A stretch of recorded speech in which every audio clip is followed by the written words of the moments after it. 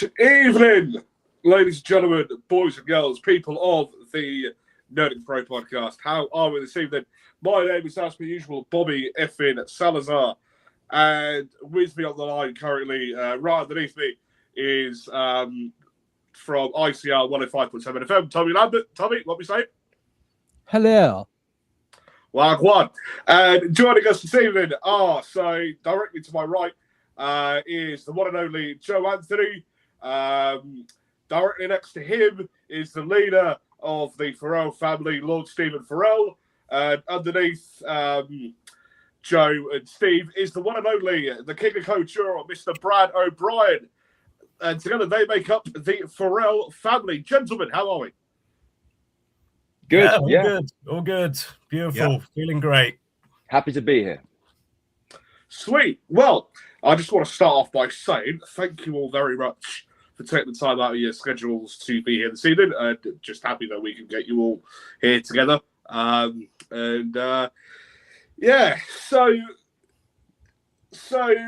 let's talk slightly about DOA currently. Like wrestling in general. Where can people expect to see the Farrell? Well, what sort of big speeches have you got currently in DOA at the moment? Like, what's happening there? Well, at the moment, I am the current reigning DOA Pandemonium champion.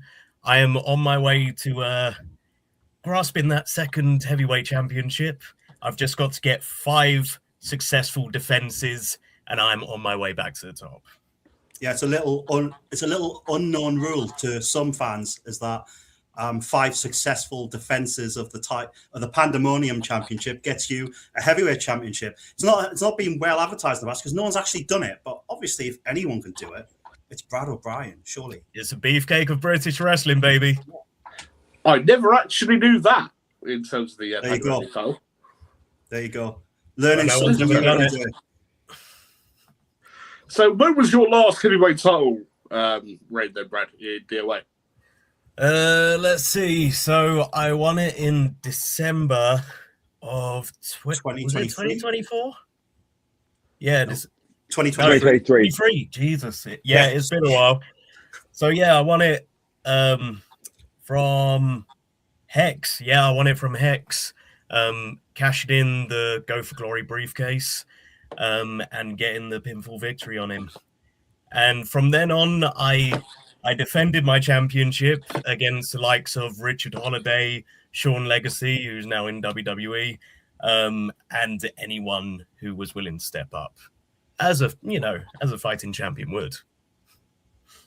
As well, Richard Holiday, who I know is coming back to DOA next month. Next week.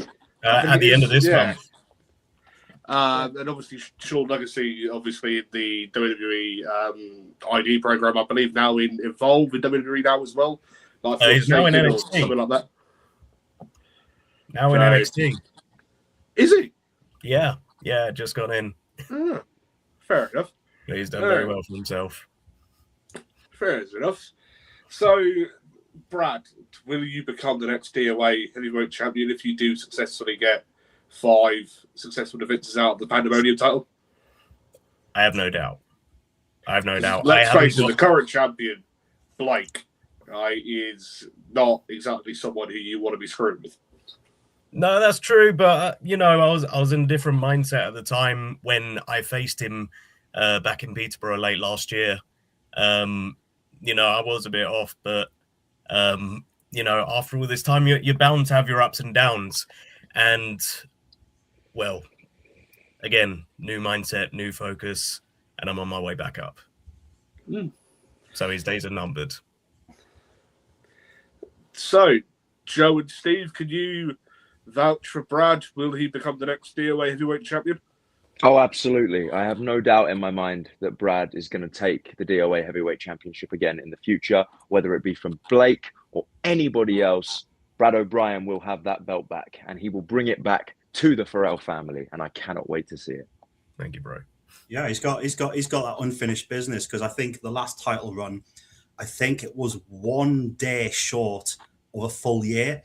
think with the timings of the December shows, because he won it in the December, lost it in the December, and I think it was like 1 day out where he would have held it for the full 365 days. That was very cruel. That was a sunset skip.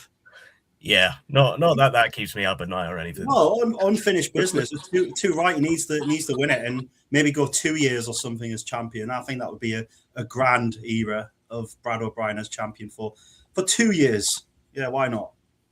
Of course, and also with all of those, previous defenses, we talk about Richard Holiday, and of course we have our young Joe, who's set to face him very soon.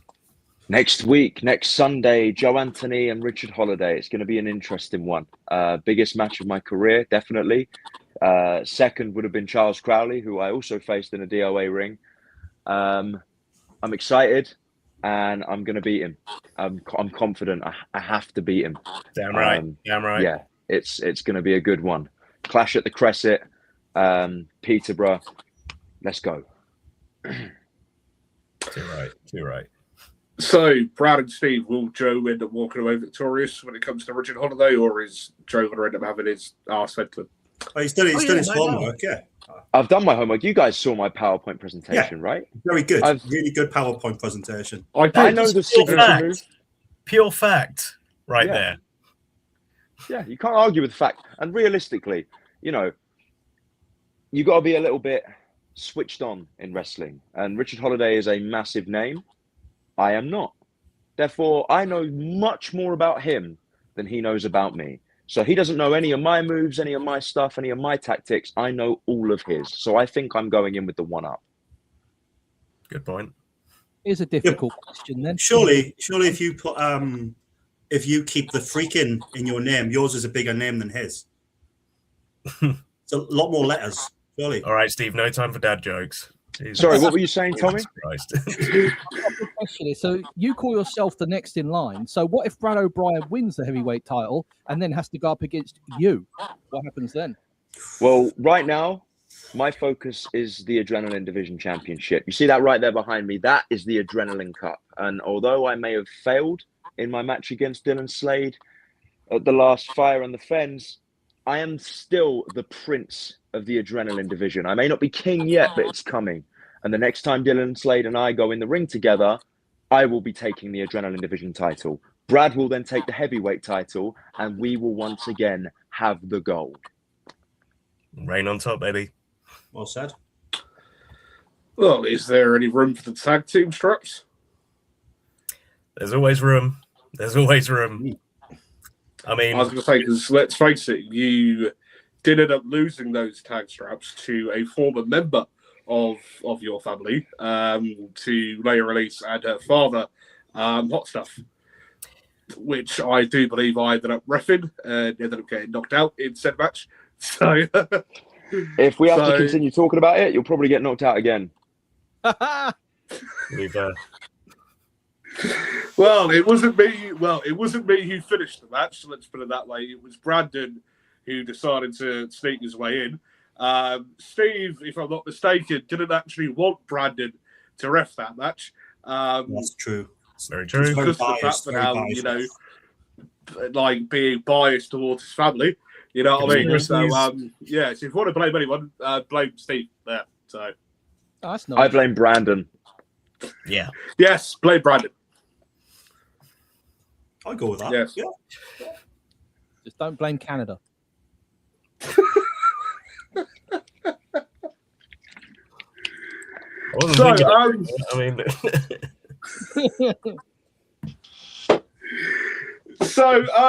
Let's talk a bit about the history of the Farrell family. Why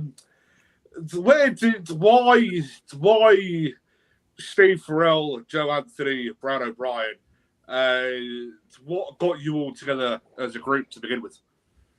I think if I can start as the most recent member, talking recent history, I joined the group in, was it December or October 2024? I think it was October. Yeah. And I came along to DOA to do some backstage interviews, and I spoke to Mr. Farrell, and he reminded me of things that I, Joe Anthony, had done in the past, I started out by backyard wrestling. I started training to go pro.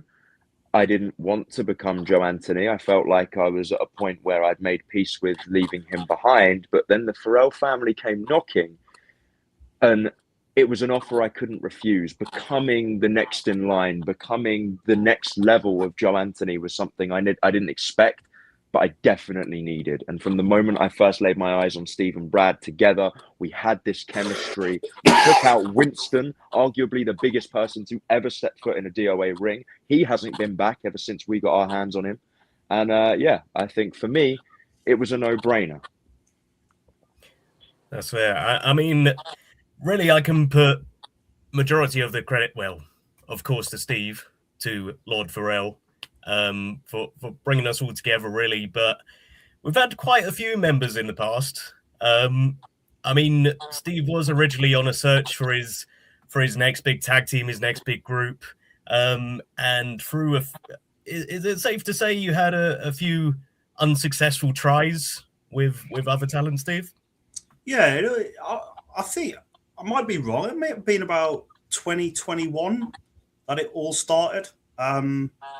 When I was brought into DOA, I was put with Jaden Dokra and Sam Santari, who were the Beach City Blondes. They'd done some like single stuff with DOA prior, and they were put into a tag team situation where Alec wanted them to be the Beach City Blondes and stuff like that. And I was sort of, for their debut, put with them for reasons I won't discuss because it's really not or appropriate. That all went a bit sour, not with me, but between them. And I was informed one day that basically neither of them were in DOA. And so it was a case of looking for new people to build. And I actually suggested Brad because the weird thing that some people don't know is I've known Brad since I think he was 14 or 15.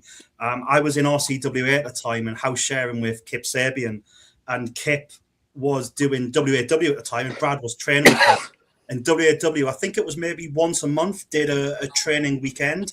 And Brad would travel up for that training weekend and he'd need somewhere to stay. And Kip would always volunteer our place. So Brad would stay over. So that's how I first met Brad, but we were in completely different areas of wrestling at the time. And years on, I'd maybe kept in touch with Brad a little bit, but I hadn't seen him for a long time. And I think my second DOA show, I think it was, Brad was in a four-way at, I think it was a Bury St Edmunds show. And we sort of, oh, wow, long time no see. And he's suddenly seen him as this grown-up beefcake of British wrestling.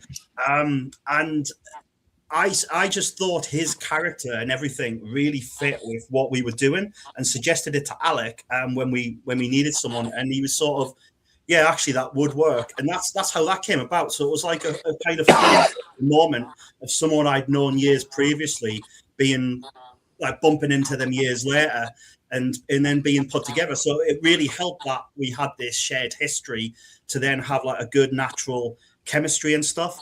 And then I think after that, the build-up was possibly Darwin and Sullivan King, who were the Wild Kings. And I think it was the four of us for a little while. And then we did the Dylan Slade thing, which was Dylan Slade was when he was brought into DOA full-time, he was trying to impress us. He wanted to be a member and we'd give him sort of false hope that he was going to be a member of the family and stuff. And it was a really cool storyline. I really enjoyed doing that. And then Sir Ryan Matthews briefly, and then Leah Elise. And now it's down.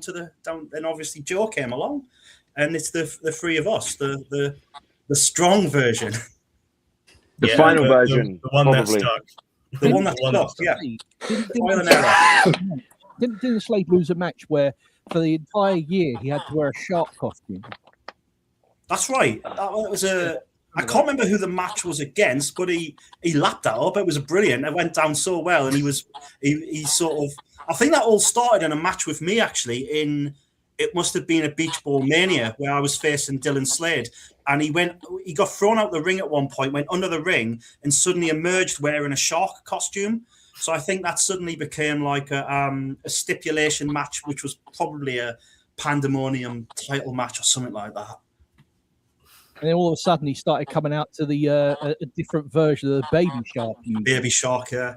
That was very enjoyable. I'll never unhear that song. Ah. Oh, for Christ's sakes. So, as a trio, then, what would you say your sort of strongest attributes are together? Like, what sort of like chemistry would you say that you guys like have together? Like, what would you say that you like about each other that makes you that dominant force in DOA? Ooh. I think that it's that we're all vastly different to each other. Like, different styles mesh well. It's different shapes, different sizes, different move sets, different things that we go to. Like, Brad's the beefcake, he's the heavyweight. Steve's the little bit of the all-rounder who can beat up anybody that he chooses to. I'm more adrenaline division. I try and stay more grounded these days, but I can fly if I have to. Last time I attempted a swanton didn't go too well, so maybe we'll stick that on the shelf.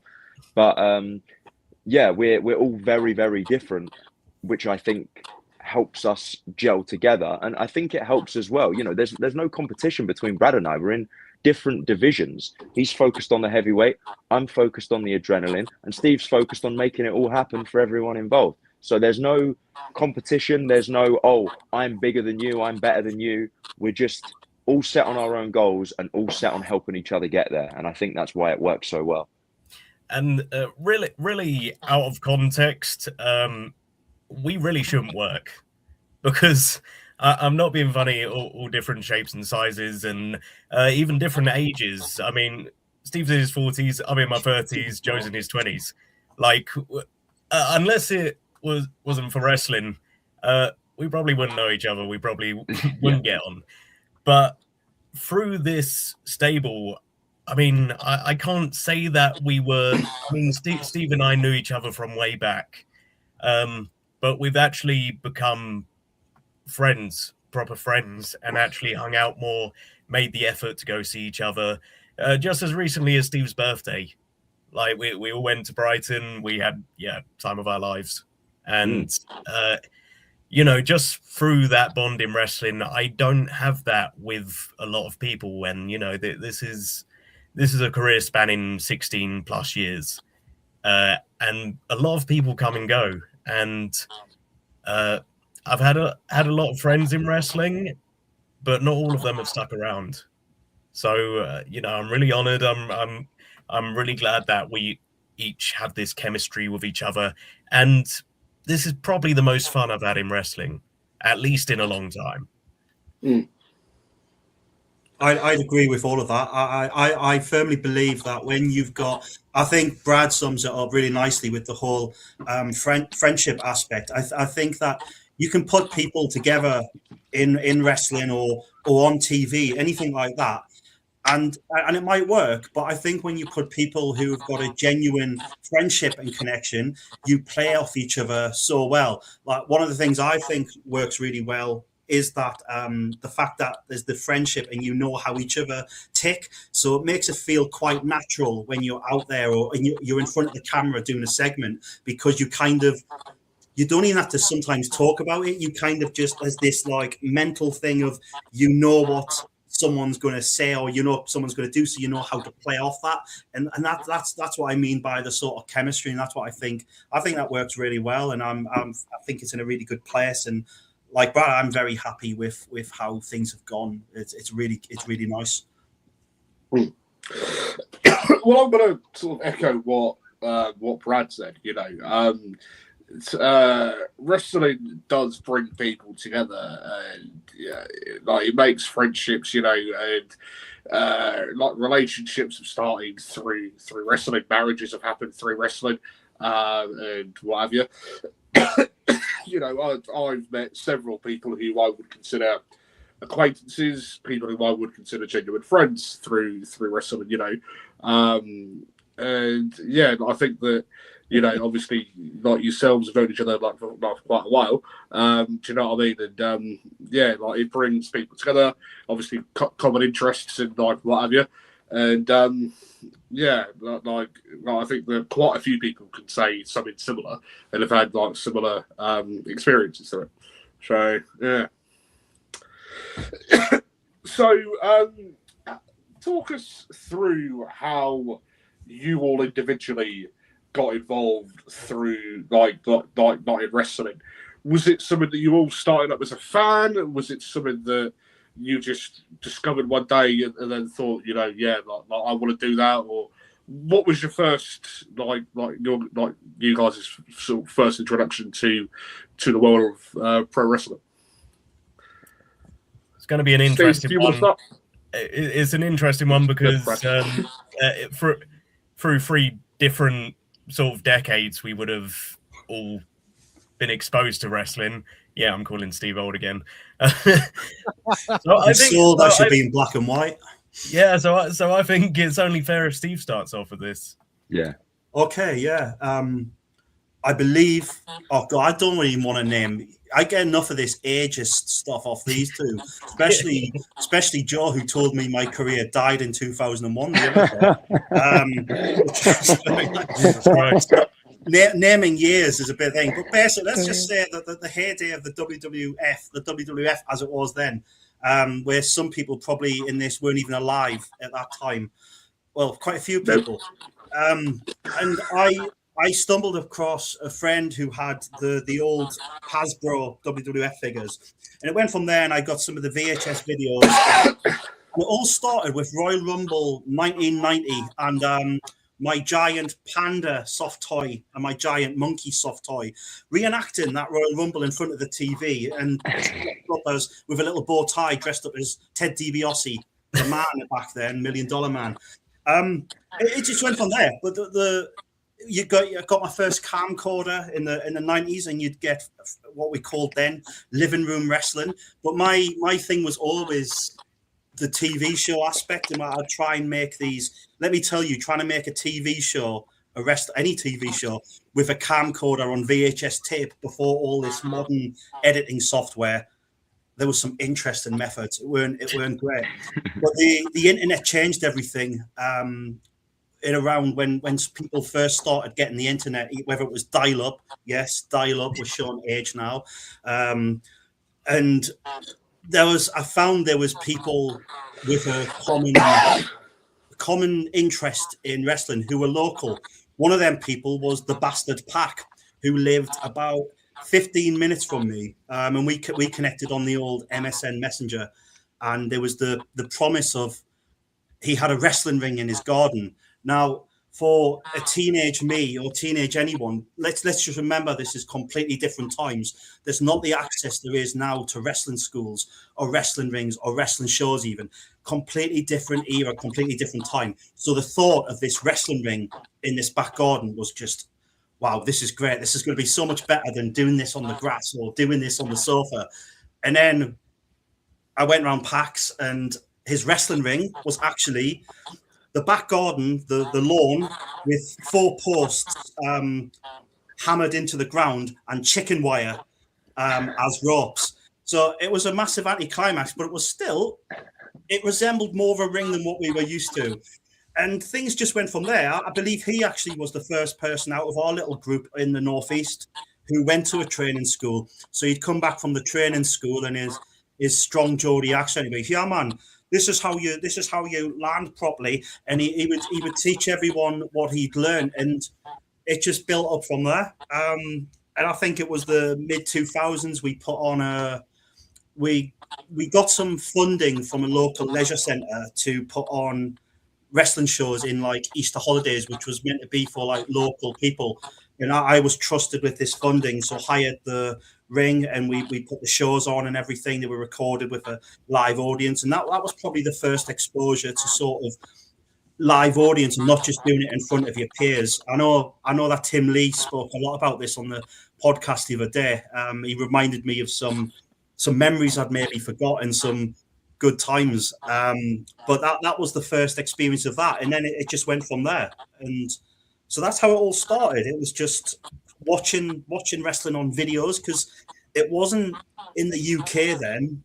We even get unless you had Sky Sports, which not only the posh people had Sky Sports. Only the So rich. maybe Lord Stephen Farrell had it, but Steve Farrell didn't have Sky Sports. So that's the only way you got to watch wrestling. So you maybe were about a year behind on storylines because you were waiting for the imports of the VHS videos to come out.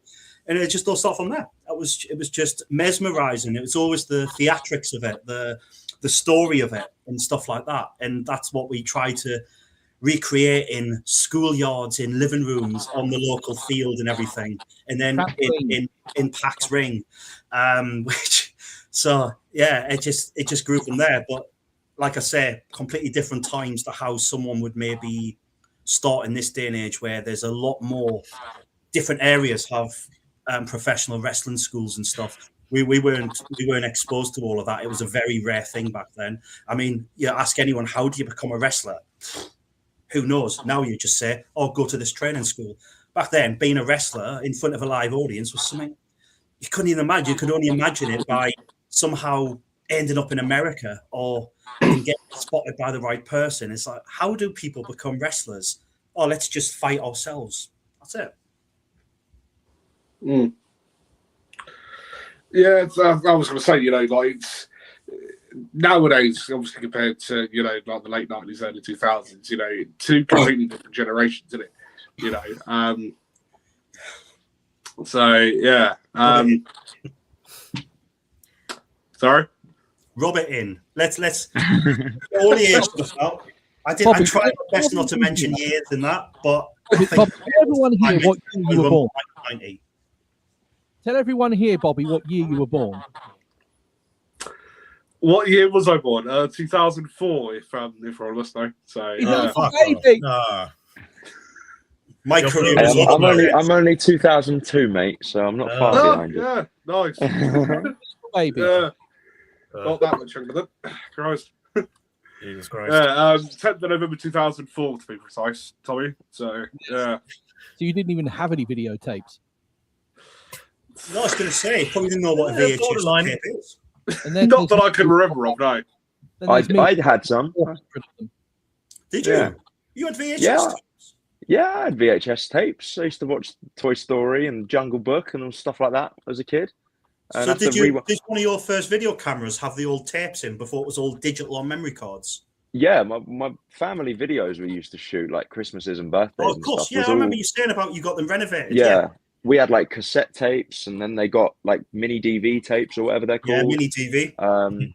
And then eventually everyone just started filming on their phones. And then now I've got a camera that I film mine and my girlfriend's stuff with, like if we go on holiday or Christmas or I just want to clarify that. Yeah. Yeah, I think it was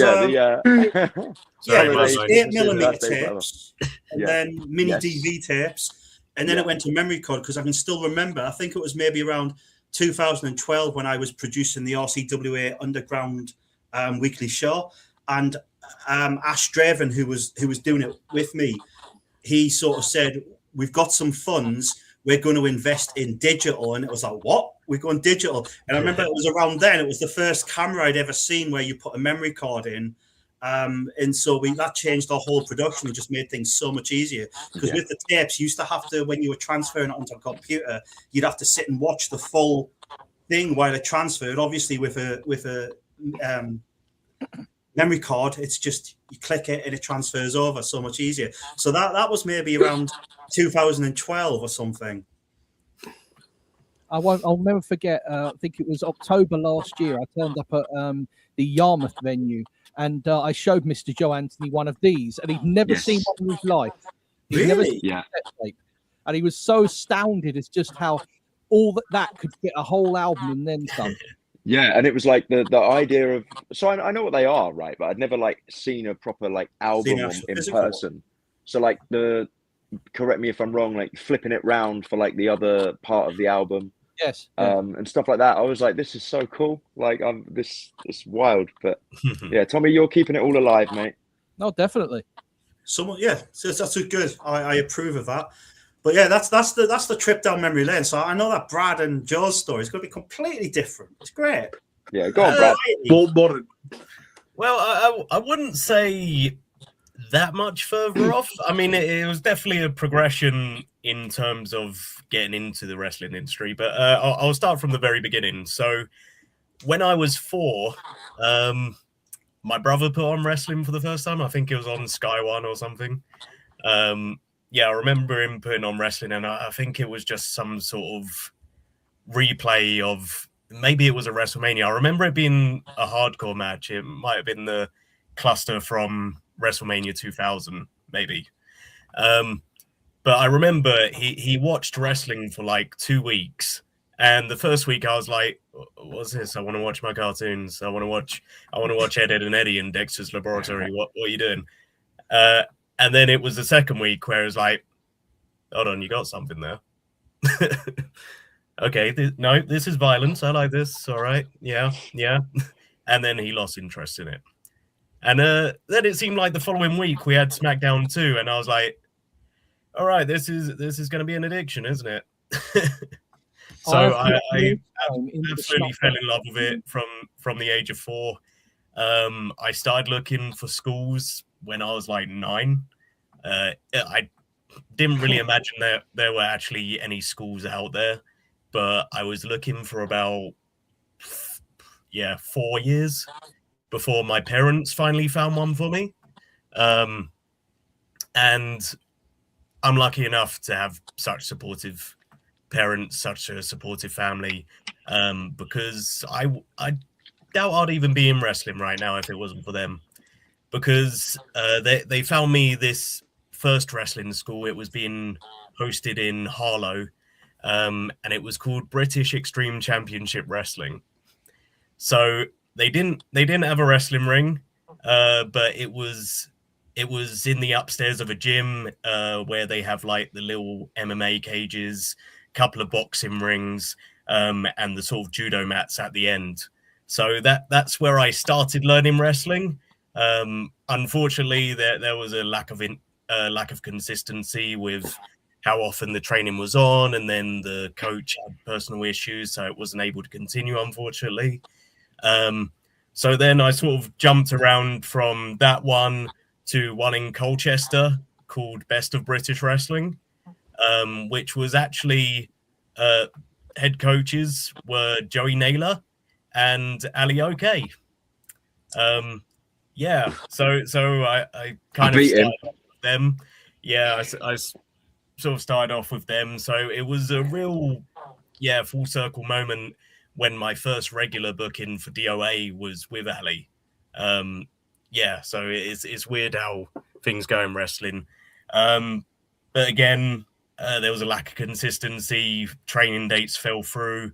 I started training before HEW shows, Hearts and Essex Wrestling, which was nearby in Takeley. And I'm just in Stansted, so like 10 minutes away. Started training before then. I was literally finding any way I could get in the door.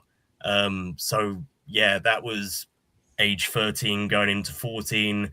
And then through HEW, I found WAW. So sort of starting off as a birthday gift, my parents took me up to Norwich for a weekend. They booked a hotel and everything, and watched me get the shit beaten out of me. That was the weekend of my 15th birthday. So I had my first load of sessions, already having just a little bit of experience under my belt. And then for the first time ever, I got birthday bumps, which back then it was, you're taking a bump for every year you've been alive. So things were harsher back in the day. But considering I went to all of these schools and they weren't sort of the most trustworthy in terms of, weekly or monthly training. But there weren't many others around, to be honest. There might have been drop kicks, there might have been a couple of others, but it was difficult to find a school as a 13 or 14-year-old because no one was insured at the time. Until, again, I finally found WAW, and that became my home for a while. I give a lot of the credit for my training to to the Knight family, as well as the other guest trainers, Steve Corino, Jason Cross, Joe Legend, so many others. And that's where I've met a lot of heroes. I've met the likes of Scott Hall, Ted DiBiase. I've met so many others. I'm just name dropping at the moment, but a lot of dreams have come true over the years, and a lot of my experience has come through them. So I'm forever thankful. And from there, I've managed to, have this sort of second wind with making a career by myself. And ever since, I was looking it up today, I've wrestled for about 16 companies now. And, it is not bad for a guy who had no idea where his wrestling career was going to go. A kid who was just lucky to find a training school. Mm. Yeah, and I think the first time I ever actually saw you wrestle, I believe, was at Carrow Road in Norwich. Right. Yeah. And then I think the first time I actually properly met you, I believe, was in Skegness a few years back. That's right. Yeah, when you were live winning the King of the Castle thing or whatever it was. Yeah, that's right. So, did you ever get that number one contendership match at the end? Because it was not long after that, like, getting injured, didn't you? Yeah, I'm afraid I broke my foot not long after that. So, that kind of got put on the back burner. But, it's a cruel world sometimes in wrestling. And, if you're not there, you're not there. So I'm just going to have to work my way back up. I think the first time I ever saw Brad was, I think it would have been around the middle of 2015 at Breckland Hall in Cosy. Yeah. It was just after they transitioned away from I think it was either they transitioned away from it or just what got it that day was that hexagonal ring. Oh, yeah. God, that was one that everyone hated. He said was stiff. Yeah. On. I think it was an old TNA ring. Yeah. And I can fucking see why. There was like this metal spring in the middle that didn't spring. Yeah. So it was just this solid metal beam that you had to avoid at all costs. Otherwise, you'd bloody British Bulldog yourself or something and get a terrible back. See, I've heard conflicting reviews of that ring because some people have said, "Oh, it was fine." Other people have said what you're saying. Yeah, they're right. The ones that are agreeing with me, they're the right ones. Oh, okay. The other ones, they've maybe bumped in it once. Or they like it for the ropes because the ropes are a lot tighter and springier. Well, Jackie Hyde himself, he said that he trained in that ring, and he said as hard as it was, because remember when he was with the tag team with Milky, he said that as bad as everyone said it was, he said he didn't find it too bad, but it probably sorted out his back. It goes one way or another. If you go in with a good back, then you're going to have a bad back. If you go in with a bad back, you're going to have a good back. Well, I will say that I remember those days of Breckland Hall where you could literally fit around the ring one row of chairs on either side, 2 rows on one side, and then a load at the back. And I don't know how it happened, but whenever I went in there, it was always so hard to find somewhere to sit. And most of the time, I ended up standing up near the door because it was that packed. Yeah, it was a good old time, but it was very claustrophobic. You can see why their gym is such an upgrade. Yeah, definitely. So, Mr. Anthony. Yeah.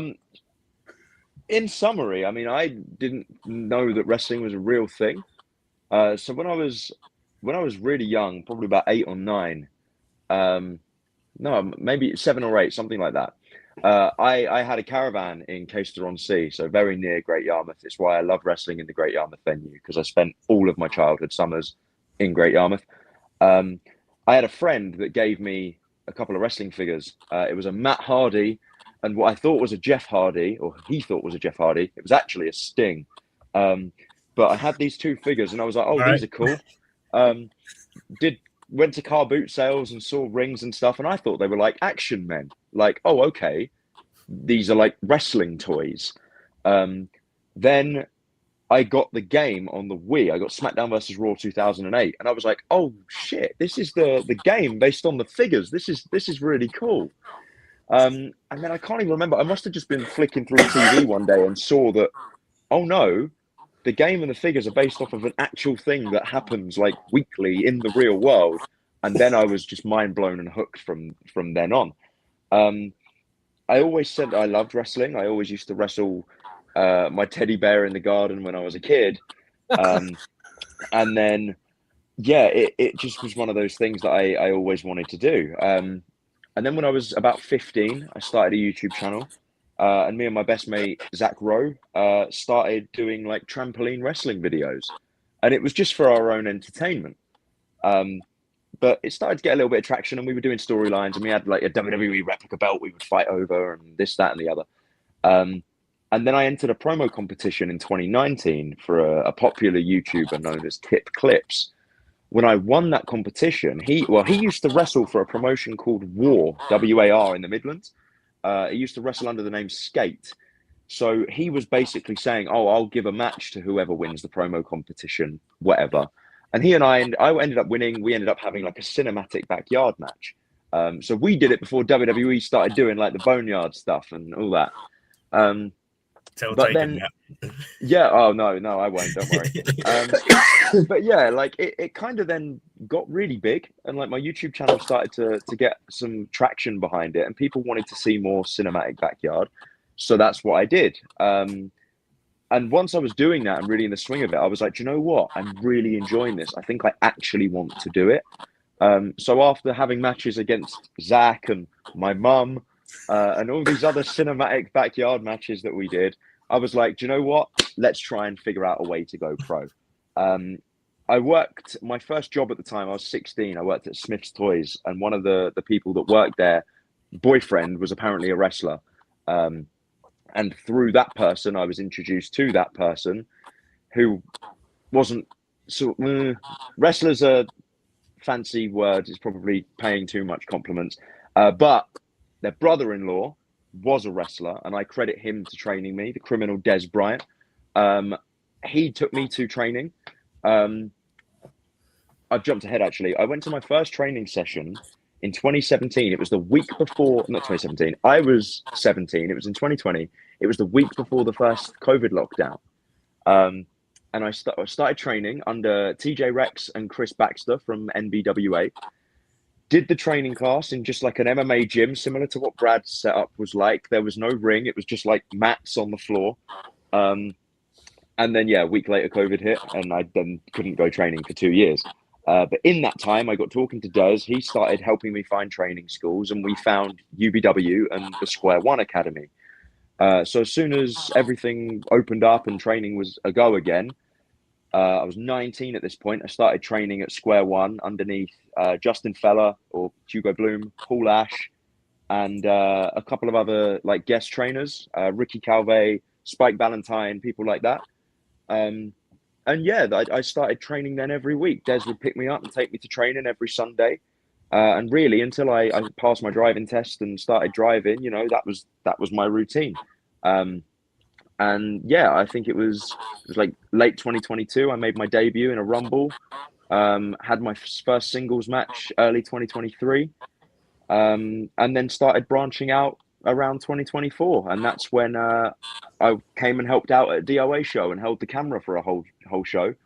And that's when Steve first laid his eyes on me and was like, I like this guy. But yeah, so that's my brief story of how I got into wrestling. It's a bit mad when I think back to how I didn't even know it existed at first. I thought it was just a toy, and now here I am doing it. You know what I mean? It's a bit wild. But yeah, I've been going actively about 3 years now. Just under 3 years, I guess. I can't lie. I was kind of under the impression that you'd been doing it like a lot longer than 3 years. So I'm going to take that as a compliment. So no, I appreciate that. I mean, I've only been doing Joe Anthony professionally since October 2024. My match against Vinnie Cray for my DOA debut was the first time I'd ever worked heel, ever worked as Joe Anthony on a proper show. So really, this whole persona is very, very young, younger than 3 years. I've had the character since I was 15. But there's a difference between, doing it in front of a camera with your best mate for a YouTube video and then doing it in front of a paid ticketed audience. So it's had to develop, it's had to change. And, backyarding was very taboo. And I think it was one of the things that Steve and I really bonded over, because Nature Boy Steve Farrell right here is a backyard legend. And yeah, that was, I think, one of the things that really drew him to me was the fact that I came in that way. Because really, I kept it a secret until I was already on shows. Until I was already getting bookings and doing shows, I didn't tell anyone that I started as a backyarder, because that was the thing you didn't do. You know what I mean? But now it's part of my history. It's part of where my gimmick came from, and I'm happy to admit that that's how I started. You've all got to start somewhere. But it's not.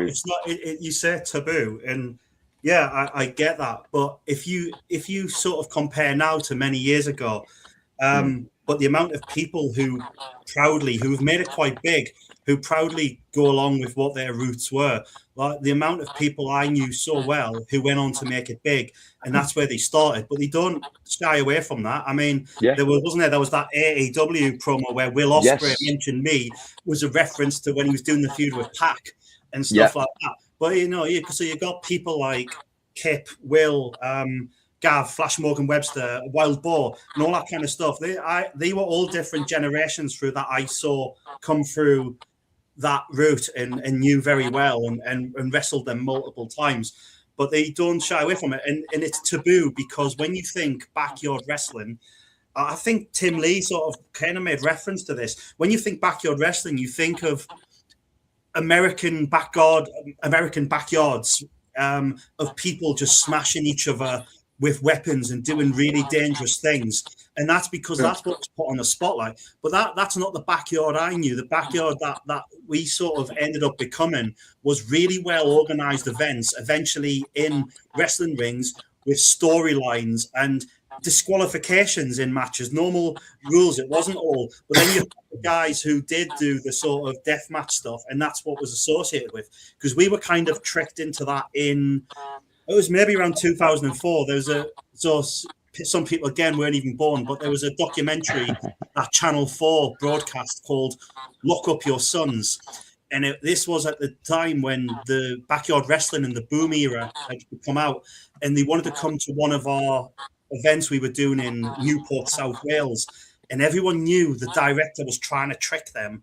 They were trying to get deathmatch stuff and trying to show, look at these teenagers in the UK who cut each other open and smash each other with weapons and stuff. So we deliberately did an event where it was all sort of technical wrestling and stuff. So give them very minimum content. However, they saw people who weren't even part of our orbit or central UK BYW forum and stuff. We didn't know them, and they give them exactly what they want. So when this show was broadcast, that's probably like a low point in my time, because I was part of that documentary.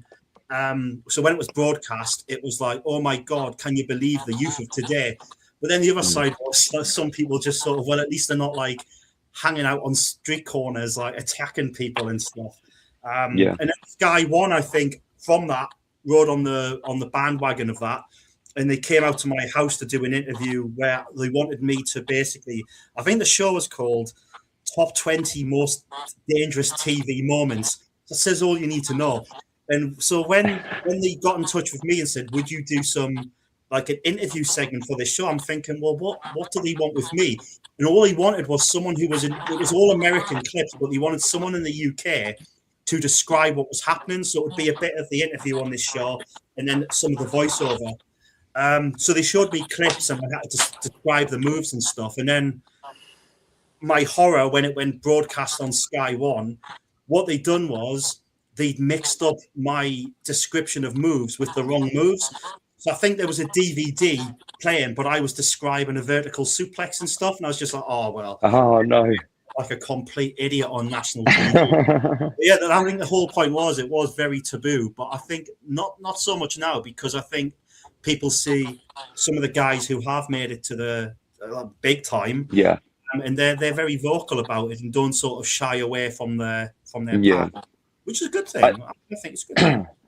I think it helped. Mine was very, very different. I mean, at first it started out as just trampoline stuff, but then we were doing full cinematic matches. I mean, funnily enough, my last backyard match that was loser retires between me and Zach, it's got more views on YouTube than any of my professional stuff. Like, and it's like a 20-minute long match. And those filming days were so long because it wasn't amateur to the point of we just set a camera up and pretend to fight. Like, it was involved, yeah. We'll do one thing, then we move, different shot, different angle, different lighting, whatever. And I mean, that whole day, my girlfriend Ellie helped us film it. I think it took us about 8 hours just to film that 20-minute match. Like, because it was non-stop. Let's move here, let's do this. And it was all planned out. So I think, you know, people think backyard, yeah, and they do think like what Steve said, you know, the Americans like setting up the camera or like American backyards, light tubes, this, that, the other. It wasn't that at all. And it helped me. I mean, I learned to video edit and stuff through doing it. Yeah. I learned how to, I learned how to do moves. I watched videos on YouTube of people like how to do a suplex and stuff like that. So it wasn't professionally trained, but I had a decent idea of the mechanics of things. And I think that aided me big time when I started training, because it was like, oh, I already sort of know how that goes together. Now it's just working out like the proper mechanics behind things. But yeah, sorry, we've gone off on a little bit of a tangent there, but that was my sort of intro to wrestling. But the stuff you showed me, Joe, I think it's really important to get this out on here. The stuff you showed me, you were, of course, only my second favorite wrestler within that promotion, because you know who my favorite wrestler was, don't you? Oh, Christ. He's got the evidence. You know who my favorite was? Yeah. 24/7 champion. I found it. It's on Daily Motion, the whole documentary. And I was just thinking, I remember what you were talking about, because I remember that documentary on Channel 4.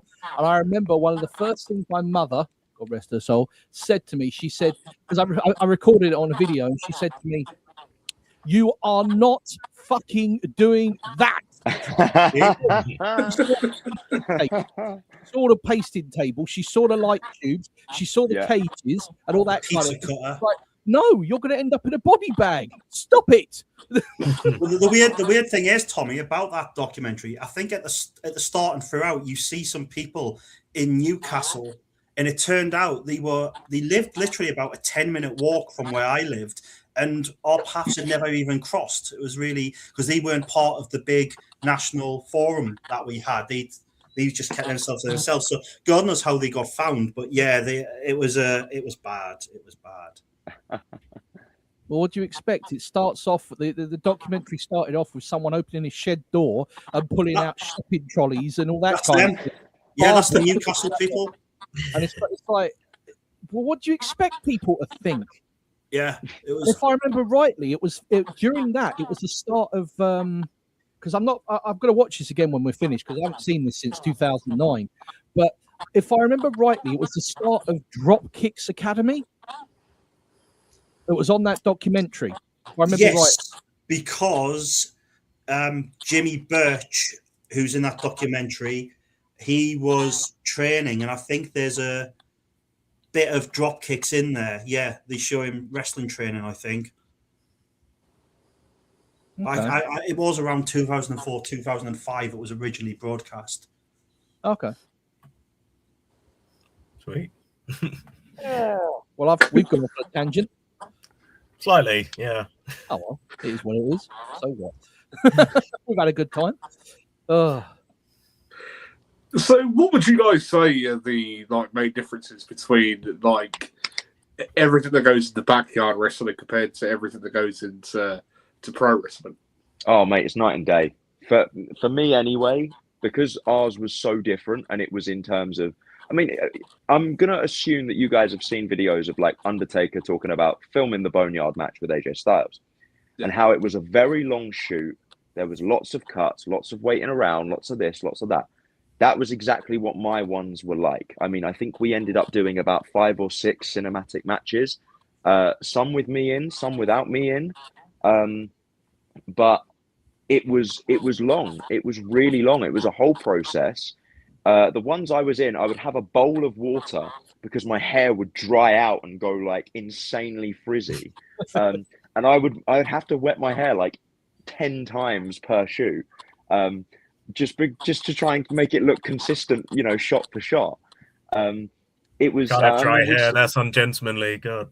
Yeah, I remember we'd start sometimes, and it would be like 12 midday, and we'd be wrapping it up right as it was getting dark. And those were the good ones. When we filmed my backyard retirement match, that was the hottest day of the year in 2021, and me and Zach were dying. I was in my white and gold gear that I've got now that I wear at shows was debuted in that match. That's tight. I'm wearing kick pads, knee pads, like wrist tape, just padded up, sweating. It was horrific. Whereas now it's like, yeah, obviously there's proper training, there's proper, it's an actual show. But also you go out there and you do a 15, 20 minute match, whatever, sometimes a lot shorter than that. And it's a burst of adrenaline. It's feeling that crowd. It's completely different. Backyarding, you're performing for just a camera. You got no live feedback there, which means if I've written down we're gonna do this, then that's what we do. If right now in a match I go, yeah, I feel like I'll probably do this, and this. If I go out there and the crowd don't want to see that, I won't. Well, not as a heel, but as a babyface especially. If they're not eating up if they're not picking up what I'm putting down, I'll change on the fly to accommodate what they want. And you can't have that when there's no live feedback. You know what I mean? So it's night and day. And any backyarders that want to go pro, there's a lot of them that I feel like will never make it because they get very set in their ways of how they do things. And they think I'm above this because I've been doing it for years. You've got to go into it, literally leave the ego at the door. The moment you start wrestling training, you know nothing. Things may be similar to what you know, but you've got to start it from back to basic. And to be honest, I think I had to learn and unlearn some bad habits when I started because I was doing certain things a certain way when I was backyarding, only to find out it was either unsafe or it just wasn't how you do it. But my brain would default to doing it a certain way, like picking up for a scoop slam, for example. That I then struggled almost to learn the new way. Whereas I feel like if you learn from a blank slate of nothing, it's much easier to build. Whereas I had to unbuild and then build again. But yeah, backyarding's always funny. It's always normally teenagers and then one 40-year-old guy. There's just, yeah, it's an interesting world, but they are night and day. They are very, very different. I think it's all right if backyard wrestling is sort of your foot in the door, so to speak. But if you're happy at that level, if you're happy just doing it for fun and filming it and not making a career out of it, then I think that's fine. But once you find that proper training school, that's when, and I say this in all of the seminars I do, from then on, it's about investing in yourself. Because if you're not going to invest in yourself, who the hell will? Yeah. So it's investing in your gear, investing time into going to a gym, getting a tan, working on your promos, working on your gimmick, working on how can I stand out from the thousands, tens of thousands, hundreds of thousands of wrestlers out there. What makes me special? Because the more wrestlers that are getting into it, the more academies that are open, the less you're going to stand out. Yeah. And, it becomes a very saturated market. And it becomes more difficult than ever. But at the same time, I'm really happy that a lot of people are getting the chances that, say, Steve and I didn't have at the start, where backyarding was kind of the default to start off with. Again, it was a step in the right direction. But as I said, my foundation was WAW consistently. Steve's was RCWA and whatever other training that he could get, whatever could be brought back from his friends and colleagues. Yeah, I mean, yeah. So I think that a lot of people starting out in training nowadays, they're in a better place than ever, because Totally. WWE, it might have been a pipe dream back when I started, back when Steve started, but now it's doable.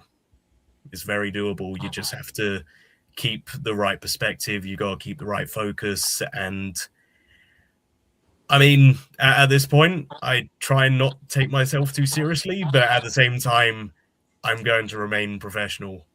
And I'm just doing what I can, really, to connect more of, do what I can, because at the moment I'm working on, through the help of Alec, through plenty of help with Alec, I've now built on this relationship with IWI Wrestling.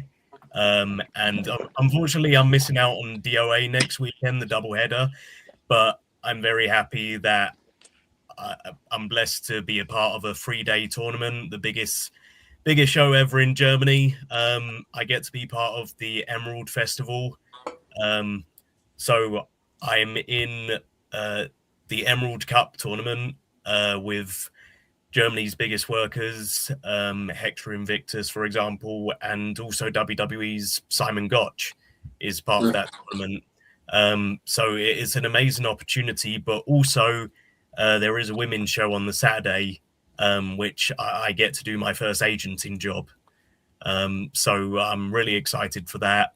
I've managed to not only be a wrestler in my time, but I've managed to be a coach and now an agent. And, this is more than I could have ever imagined. Because it is. You were doing some stuff out in Germany a couple of weeks back, a couple of months back. Was it Germany recently you were in? I've done seminars and shows for Italy and Germany, and well, I've been doing Germany since 2018, but initially it was for another company. I didn't come to IWI until last year, and luckily I was able to bring up Project Justitia to here in November, and they got over easy.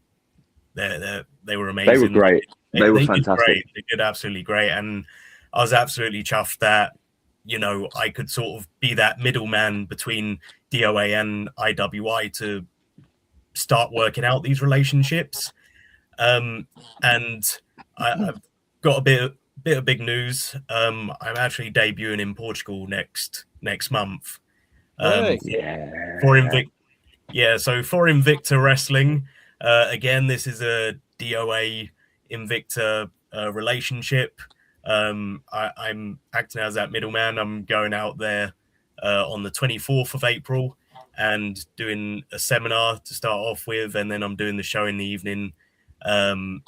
It's just all really exciting, and it's amazing that I can still tick stuff off of the bucket list at this point, because really, turned 30 last year, and it's put a lot of things into perspective, and I'm just looking to do as much as I can before I can't. If I'm right, in this tournament, isn't DOA's own Annabelle in that tournament facing baby Allison? Yes, and Annabelle is in the tournament, so is Leia Elise. So I'm very happy for them, really happy for them. I was asked by the IWI promoter if I recommend anyone, and I'm very happy that those two managed to make their way out to Germany, and it's going to be great to see them and see what they can bring to the table, see what they can bring that's unique to that women's show. Cool, excellent. Did you ever expect to get internationally, like on the regular basis that you have been, like throughout time? Or? So it took me 8 or 9 years to get my first abroad booking, which by today's standards is probably a bit crap. but it wasn't as common back in the day, and I've always strived for more. I've always aimed for more, and luckily I met Demolition Davies through WAW, and I made friends with him. And living near Stansted, I was always able to offer a place to stay or ride to shows, and I've been able to do that with Andre and Patrick from IWI.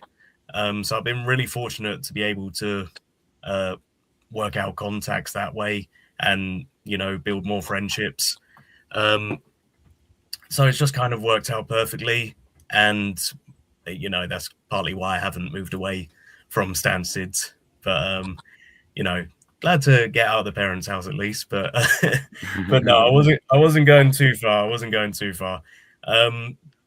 But I can't really say what my expectation was for getting these international bookings, because I'm just lapping up whatever I can at this stage, and I'm happy to get whatever opportunity I can. And if people still like what I'm doing after all these years, I mean, I'm going on. God, I've done this gimmick 10 years, but I've developed it over time. It started off as a little pre-boy gimmick, because I started off in like a tag team, sort of along the lines of the Rockers, wearing tie-dye and zebra print and all of that when I first started out. Bleach blonde hair, big Justin Bieber fringe. Yeah, wasn't proud of that comparison. And then eventually I turned heel on Peter Nixon and Kip Sabian after a babyface freeway match. And from there it was weird. I never thought I would prefer being a heel. I never did. I came into it wanting to be like my favorite wrestler, Jeff Hardy. I wanted to be the high flyer. I wanted everyone to love me, and now I love making people angry. Yeah. But ever since I got the gimmick and, was pushed towards a way of coming out with my props, coming out with mirrors, coming out with hairspray, coming out with the big flashy robes and the jackets and everything. It's just made me over the years. And then when we're going off into a tangent, but after 2020, I had to stop for a bit anyway, because I haven't had any proper time out from wrestling other than injury. But ironically, like Joe said, just the week before we went into lockdown, I was all set up for having my shoulder surgery. And then we went into lockdown. So that was delayed by like 3 or 4 months.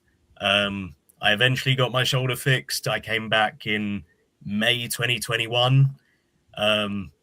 And I told myself before getting back to the ring, I'm going to get in the best shape of my life, because I've spent far too long out of the gym. I've spent far too long not in the outside world, and it gave me more determination than ever. There was no way I was going to just sit in a pit of despair. I was going to come out better than ever, whatever the future held. So I did get in the best shape of my life. I came back. The first show I was booked on, I went the whole way in a King of the Ring tournament. And I was like, Jesus Christ, ease me back into it, why don't you? But and through getting in the best shape of my life and, consistently building on that, that's how I developed from King of Couture into the Beefcake. Lovely. So just going to try something here. I think this allows me to show images. Where is it? Okay. I found something that might be a bit embarrassing for you, but it's an old picture of me, isn't it? Shit. It's a very old picture. I can't bring it up. It won't let me. Send it to me on Messenger, Tommy, and then I can then put it on my end. But it's a very, very early picture of Brad, and I think it may have been your first ever promo. Oh, don't show that. No. Picture's one thing, promo's a whole different ball game. There you go, it's in the group chat. Wow. All right. Can you guys still hear me, yeah? Yeah, I can hear you. You got to see it. Yeah. Can you not hear me? Yeah, I remember this. I can still hear you. Fuck me, Brad. You look young. My God. Yeah, Because he rest was. invaded me. Bring it up. Right, Come hang on. on. Come on. Not that.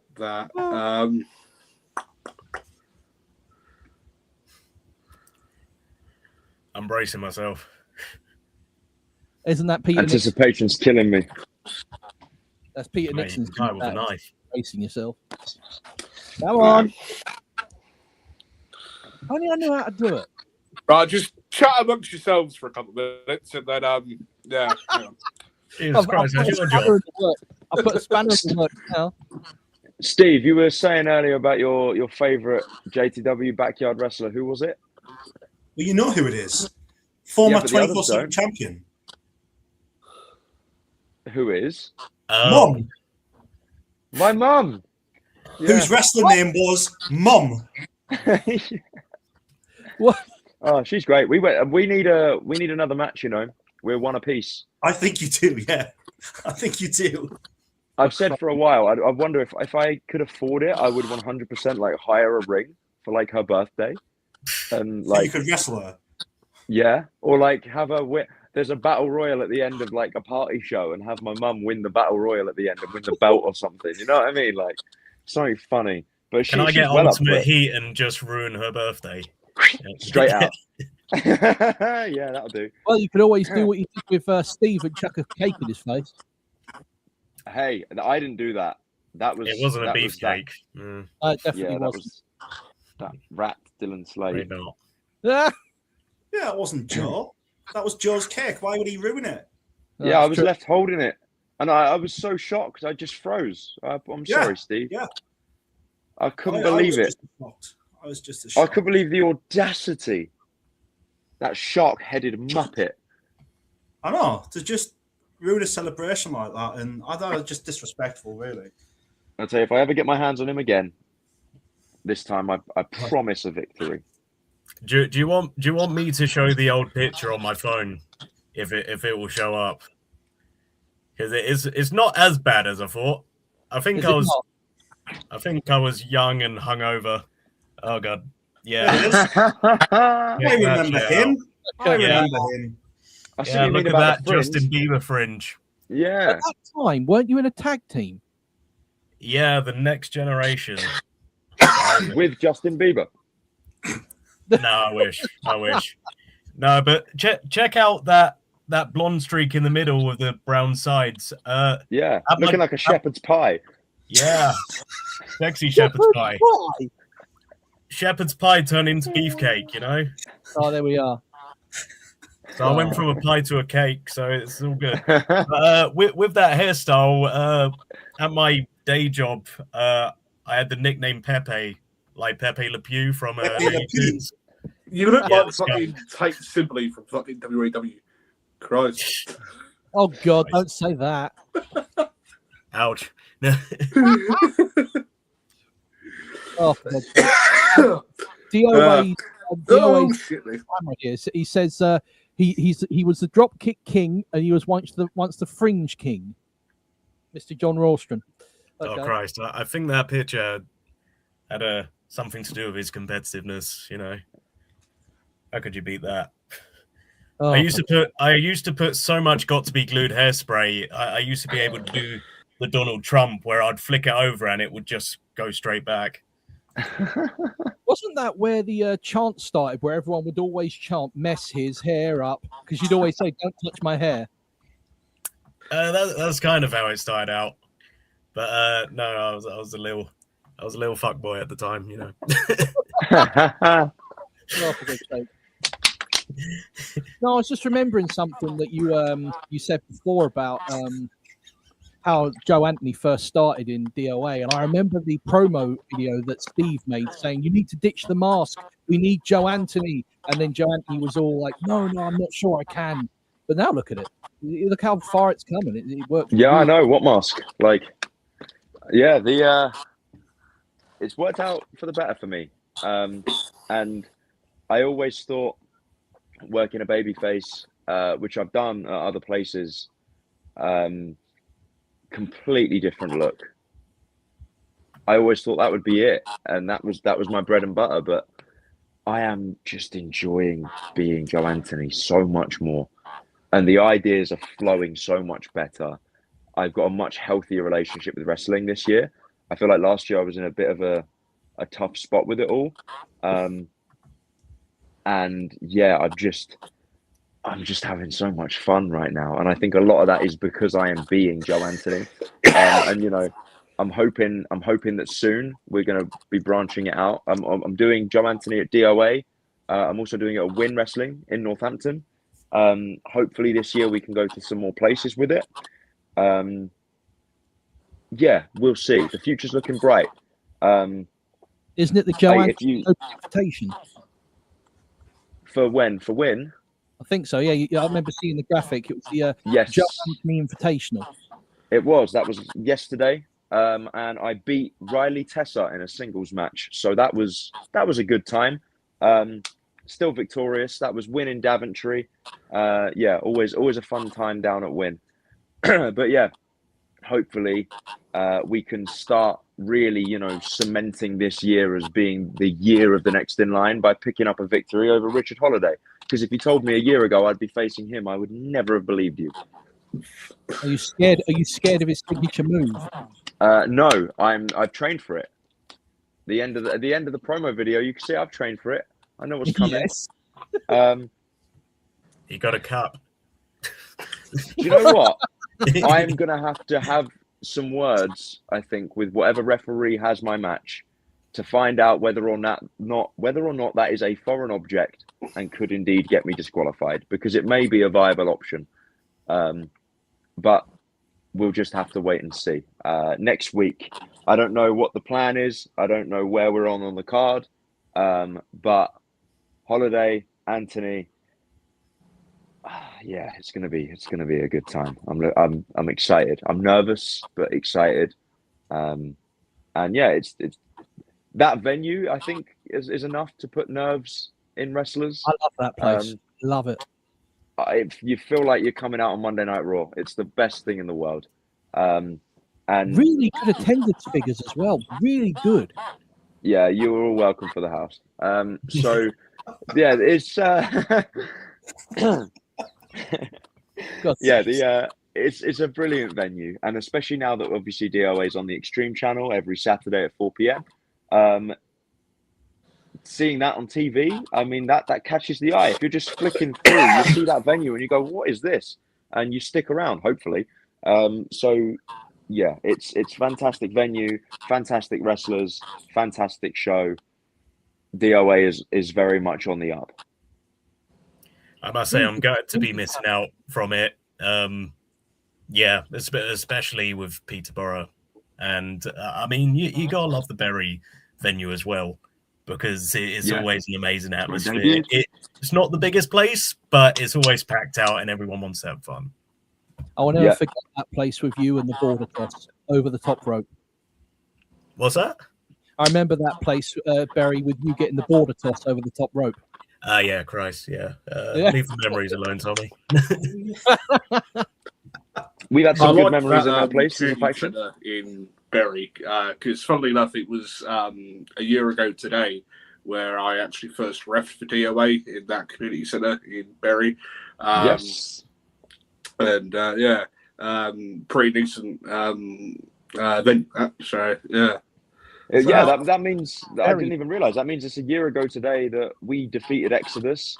Steve replaced the old DOA tag titles with the new ones, and we that was a year ago. That's insane. That feels like it was yesterday.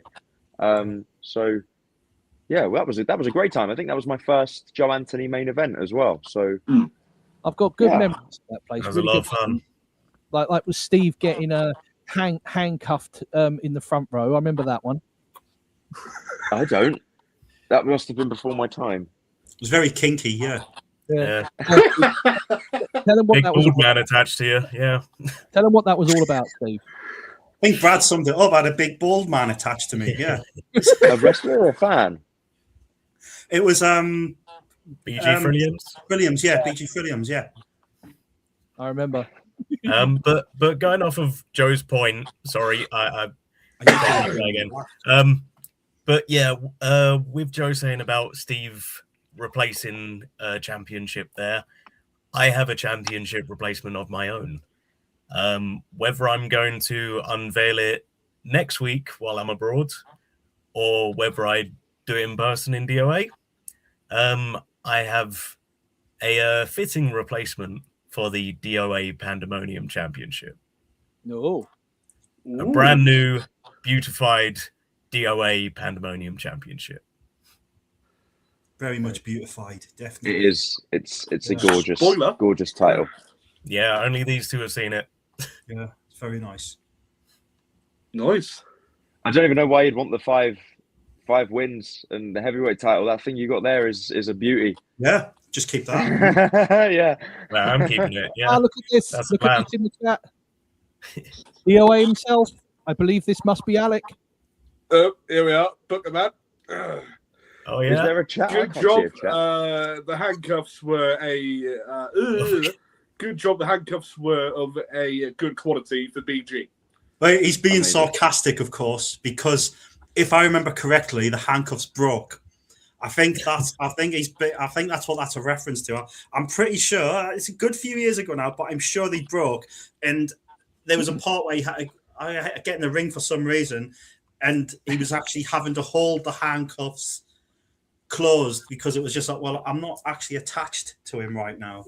Well, he had the backup of a large bald man, so I don't think that was too much of a problem.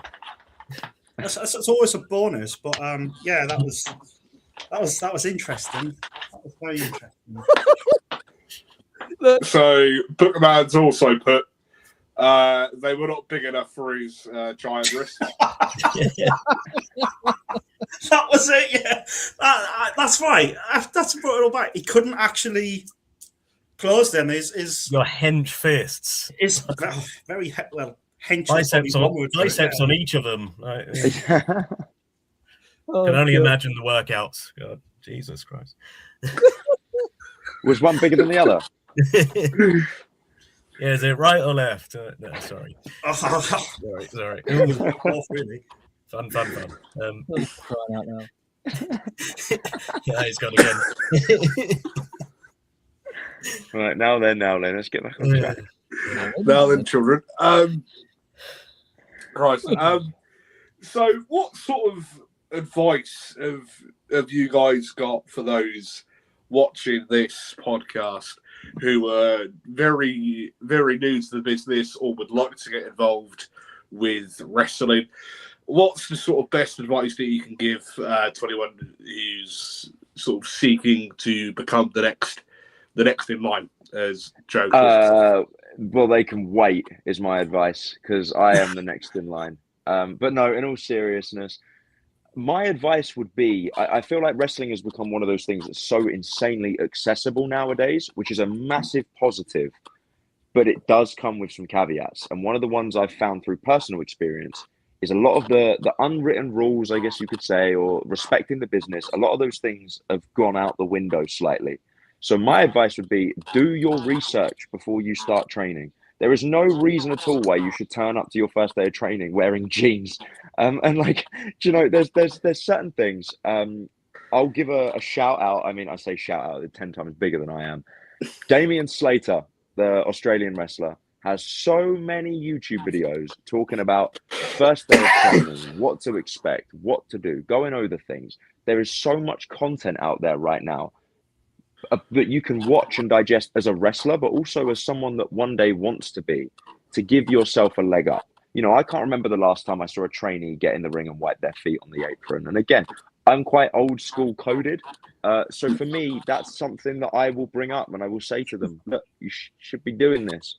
But with it being accessible, a lot of those things, you know, they're not getting passed down now because there's just such a mass influx of people coming in. Again, I'll reiterate, is great for wrestling, but my advice would always just be study, do the background research. You know, you wouldn't turn up to an exam without researching the topic first, right? So wrestling should be the same. Your first day of training, at least have a little bit of background info on what to expect, what to bring. You know, people getting in the ring wearing muddy trainers, for example, like that Can you imagine when Brad started or Steve started? That would not have been a thing. There's some things there. Literally, just study is my advice. Do your background research before you even think about stepping in a ring, because it's vital. Just what you were saying there about wiping your feet before you get in the ring. Yeah, so that's something that a lot of people just don't see people doing it anymore. Just to quickly touch upon this is, you might remember this story, Brad, where Sweet Saraya said that because someone didn't wipe their feet going in the ring, she got a stone in the eye and she ended up having to have some procedure or something like that because of a stone in the ring. It was a bit of dirt that blinded her for, I think, a couple of weeks. So trust me, I've had that rule drilled into me. Yeah. I don't even think about it anymore. You'll just see any footage back, and I'm wiping my feet as I'm getting in the ring. But that's exactly how it should be. It should be drilled to a point where it's second nature. Like, you don't even have to actively think about it. You just do it. Because again, I mean, it's a respect thing, but also, I didn't know about that case for Sweet Saraya, and that's insane. But it's a very real world example of why it matters. You know what I mean? Another thing that really gets me, another thing that I reckon up and coming wrestlers need to learn, and it might be a small thing for some people, but for me and others, it's big. When you first go into a venue, when you first get there and you're all setting up in that lot, there's so many people now that you don't see walking around introducing themselves, shaking hands, making it known you are a nice person. And you see quite a lot of, not saying it in DOA, but I've seen it in other companies where people will walk in, they'll go and sit down in the corner, put the headphones on, and then when it comes to their match, go and do it and then bugger off. But you like with you guys, I've always seen it. As soon as you come in, within 10 seconds, you're hugging, you're shaking hands, stuff like that.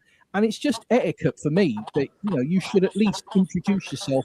Even if you've seen that person 100 times, you should still go up and say, how you doing, man?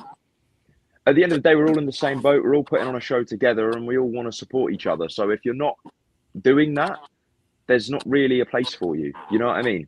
And I think it's one of those things. I understand people being shy, and it's a conversation I've had with myself about it, where it's like, are they being rude, or are they just, shy, social anxiety, whatever?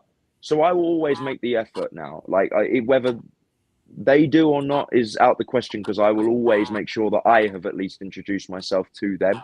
Then I know it's done. But yeah, turning up to a venue and not saying hi to anyone, and just it's something that, again, old school coded. I mean, Des drilled so much stuff like that into me that I wouldn't even think about doing that. But it's a reality of how it is now, and I feel like sometimes a reality check is needed.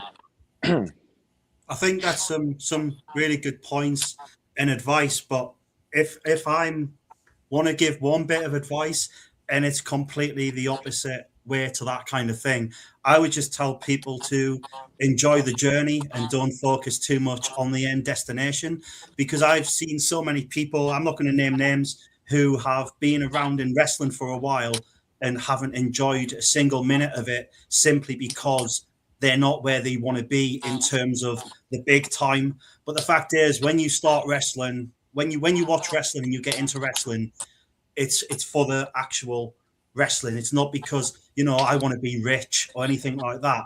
So whether you're wrestling in a hall in front of 50 people or whether you're in an arena, that shouldn't affect what you do, because you're there to put on a show, and you've got the honor, you've got this privilege of having the opportunity to entertain some audience members right now.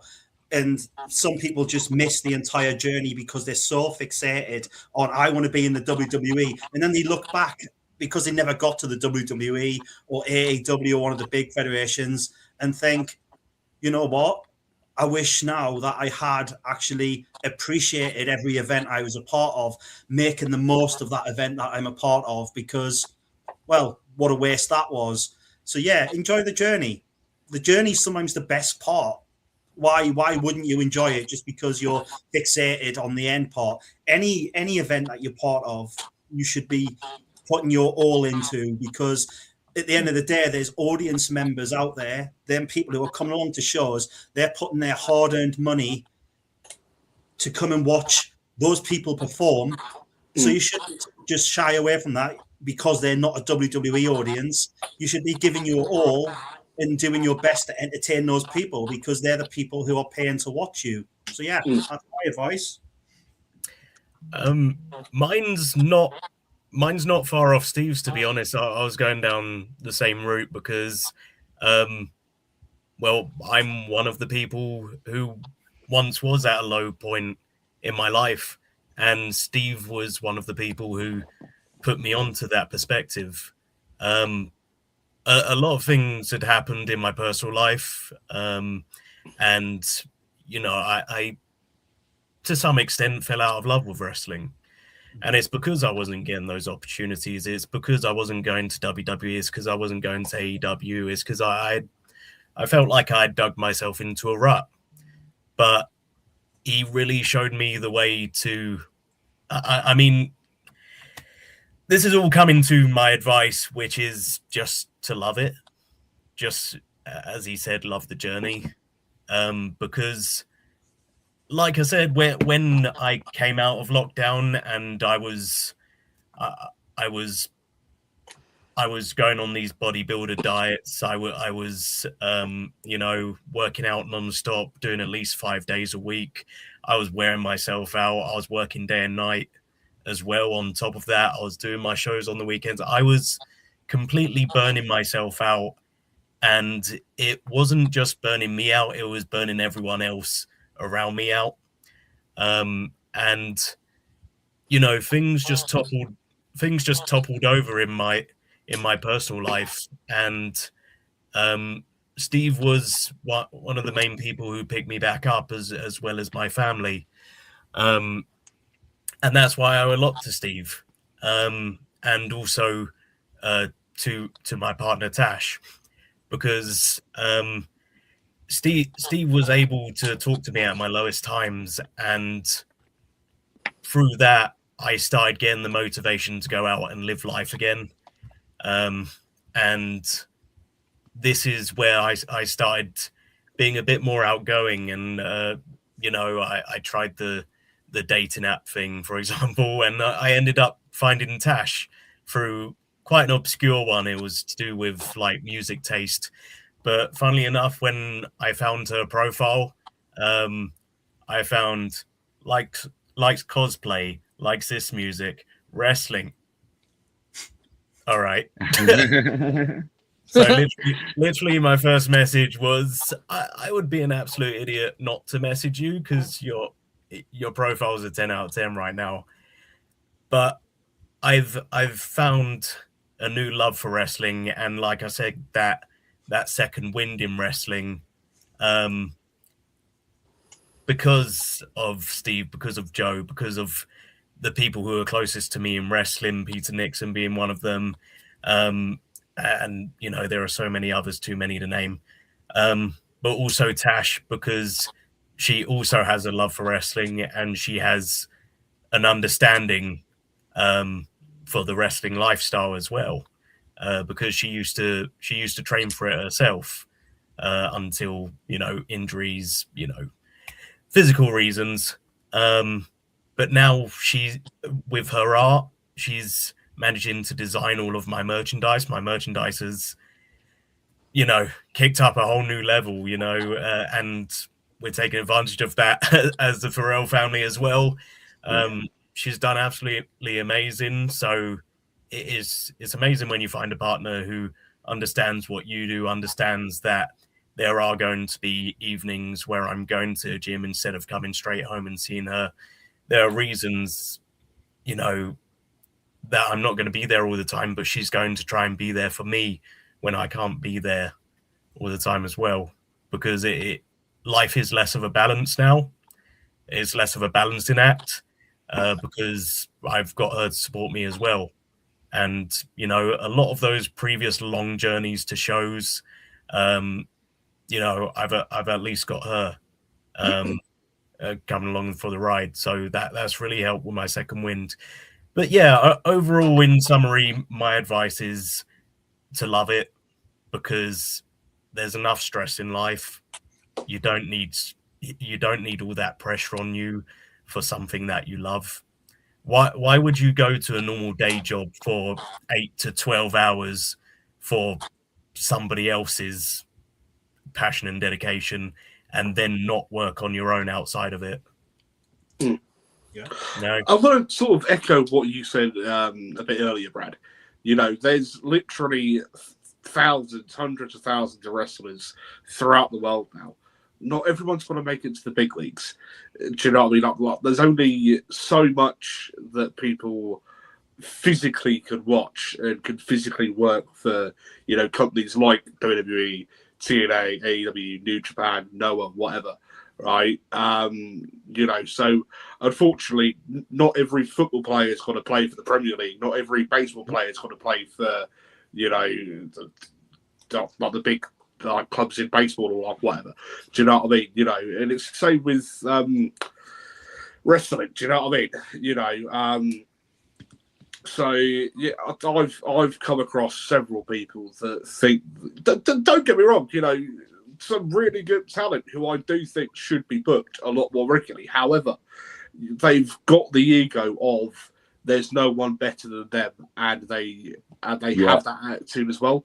Do you know what I mean? And which, you know, just completely ruins it. Do you know what I mean? Because behind the ego, nice enough people, but with the ego, it's just like it's just got to get you fucking nowhere. Do you know what I mean? And again, like as Tommy said, I've come across several people who literally turn up whilst doors are open, right? With like the crowd in the building, turn up, work, leave whilst the show's still on, you know, like get paid like there and then leave like whilst the show's still on. And it's just like, you know, and like they don't expect, you know, to have to put like the effort in.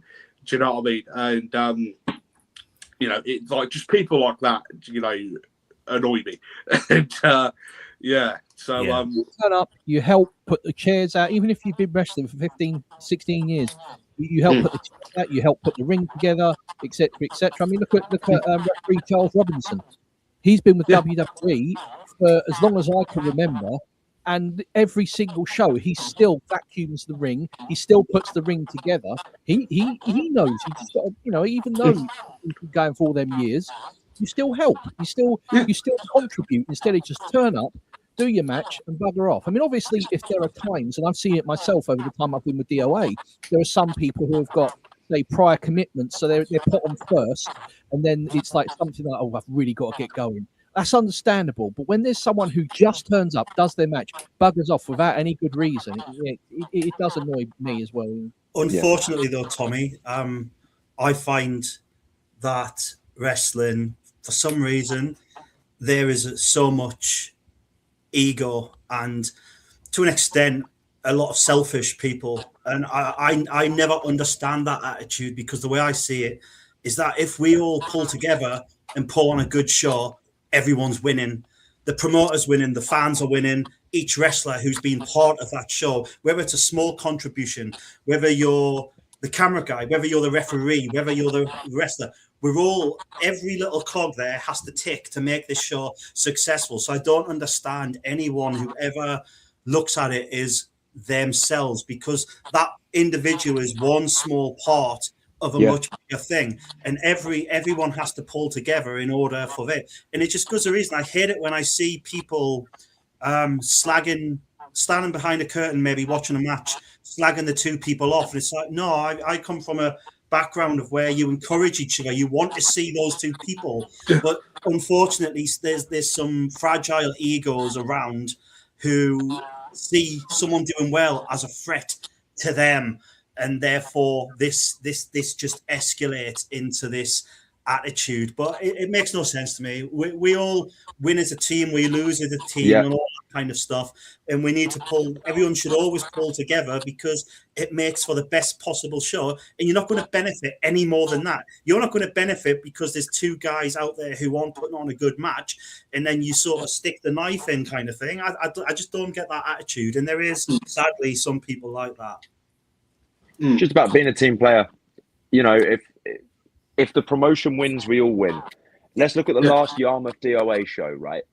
If I'm not mistaken, it's the biggest house we've ever had at DOA. Yeah, it was. that's a win for every single wrestler on that show. And it's because as a team, collectively, we have been working hard to put on better shows, produce better content, book talent that's, worth booking. And it's paid off because we're selling out Yarmouth. We've got there was chairs as far back as I could see on one side of the drill house. Yeah. Like, everybody wins because we've all been putting in the work. If that wasn't happening, if people weren't sharing graphics, cutting promos, working hard, if no one was doing those things, the only people that lose out is us, because no one wants to perform in front of a crowd of 10 people. But if people aren't going to be promoting, that's what's going to happen. You know what I mean? So if you look at the DOA journey from when Alex started it at that in the place of March in that sports club, and then the early Yarmouth stuff in that was it the Lichfield Centre, and then you look at the quality of the shows and the stuff, and then you just think of how Alec over those years has been so persistent on taking the next step to a bigger venue, to a better looking venue, to a better looking production, and the roster evolving all that time. There's a few originals left, but it's been this sort of constant turnover, and it's all these years have built up to get to this point where you have the biggest house you've ever done in Yarmouth, and that's something to be celebrated, and everyone should be proud of that and pull together and want to support each other, because you've been given now by the promoter, giving you this opportunity to wrestle in front of this massive audience. You want to succeed, but you should also want all your peers to also succeed, because then everyone leaves happy and there's not a bad match. There's not any negatives. But unfortunately, that's not how everyone looks at it. I've been with DOA now for what? It's been 10 years. I started doing the music with DOA. I think it was actually at that Lichfield Community Centre place. It was I think it was the end of 2016. And just to see the company grow and, go from strength to strength, for more and more and more people turning up. It's brilliant. I mean, I go back to the first show back we did after COVID in Yarmouth. That place was heaving. There's so many people missed wrestling, and literally people were jumping at the bit to buy a ticket and get to that show. And I remember the show actually started about, I think it was like 20 minutes late, because there were so many people trying to get in, and because we couldn't start the show until everyone was in. Yeah. And that was brilliant. And for me, my aspect on things, okay, some people might just look at me, oh, you just play the music, oh, you're just a sound guy. But I think I contribute as well. I mean, I love it when during the interval, just for example, I'm playing a silly song or whatever, and you've got people on the other side of the room dancing around and clapping and enjoying the music. Oh, I haven't heard this song in ages. Stuff like that. And it's all a lot of fun for me, Yeah. Until you play the Netflix WWE ad song and I want to throw a chair at you. Oh. Yeah, but no, on hand. Like, I'm sitting there, like, as soon as I see the crowd's a bit quiet, I start clapping and getting people going and stuff like that. So even though I don't contribute like you guys with wrestling, I still feel like I contribute. Absolutely. Well, I feel like sometimes you need that. Like if the crowd is being very, very difficult for whatever reason, it happens. Sometimes just having a hand in the crowd to help steer them a little bit, it helps. If you can tell there's points in a match, oh, the babyface is stuck in a headlock, get a clap, get some support. If they're just sat there silent, it's like, oh, okay. So like having someone there to help with stuff like that. I mean, I know a lot of people are against having like trainees and people like that in the crowd. I think it helps, and I think it offers a new perspective for them, and it helps the wrestlers in the ring get better reactions. So yeah, Tommy, for 100%, like it's a worthy contribution. You know what I mean? What are your feelings towards trainees that turn up to random shows and expect to get in for free just because they say, "Oh, I'm in the business"? I don't like. You are taking money out of the promoter's pocket, and you are taking a seat from a fan, and no one likes a freeloader. If you want to get in touch and come to promotions, get in touch with the promoter ahead of time. Ask if you can come and help. If they say no, the answer's fucking no. Like, there's only so many seats in a building. You don't want to take one of those from an actual paying audience member. No, definitely not. Steve, why are you laughing? I've just thought that's a really good gimmick you could do for a trainee who needs a gimmick. The freeloader. That'd be great. Just comes and watching shows. The freeloader, Joe freaking Anthony. I'll stick with next in line, I think. Yeah. I remember for a long time, Jeff Someone Jarrett. can have that idea for free, though. There you go. Jeff Jarrett was going around calling people freeloaders, wasn't he? I remember that. Yeah. I think credit where credit's due. Like, I've not been at DOA since October. And like as I said earlier, like it was a year ago today in Bury St Edmunds where I actually first wrote for DOA. I've worked for I think like 14 different companies now. DOA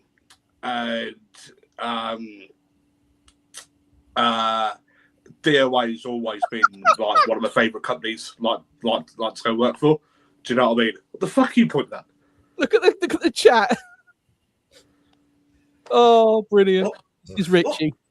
When I used to go to Falling Star, you could always tell when Bobby wasn't there on a quieter show. Only time his big gob was actually useful. Richie...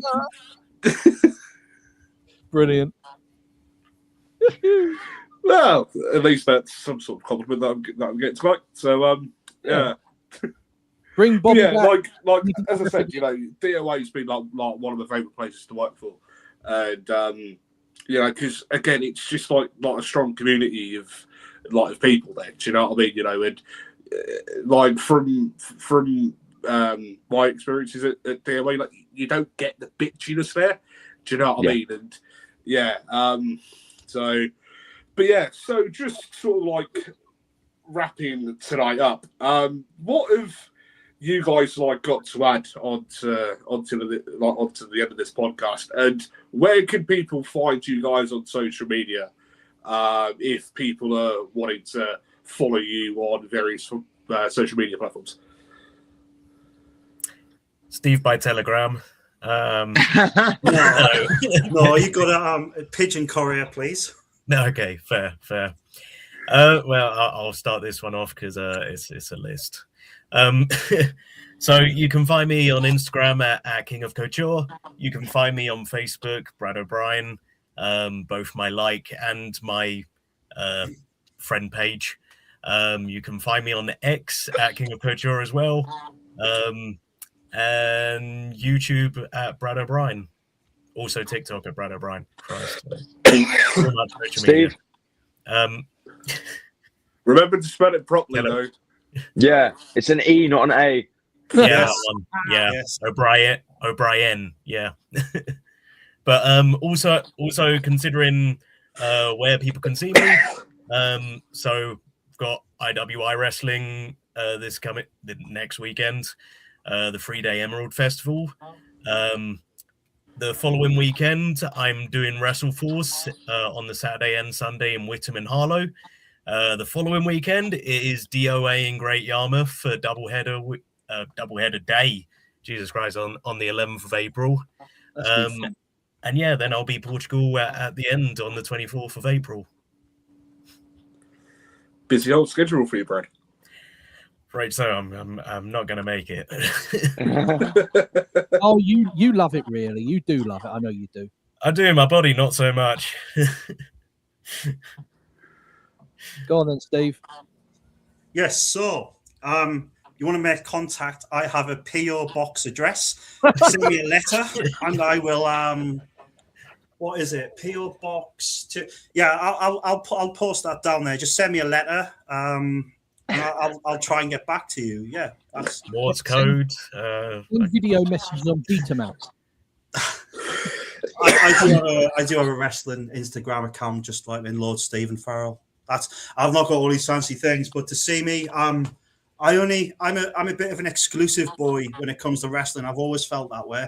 I don't know whether it's my OCD. I just can't put my character in different situations. I just need one storyline, one focus. So any DOA show, I'm at most of them this weekend, as it's been mentioned a few times. Danger Zone in Bury St Edmunds, the 28th of March, and then obviously at an earlier time, because it's more of a sort of early evening, late afternoon show, is Clash at the Crescent, where of course you can see Joe Anthony take on Richard Holiday. And then I think Beat Richard Holiday. When is it? The Yarmageddon. Yeah, 2 shows that day, matinee show and the evening show.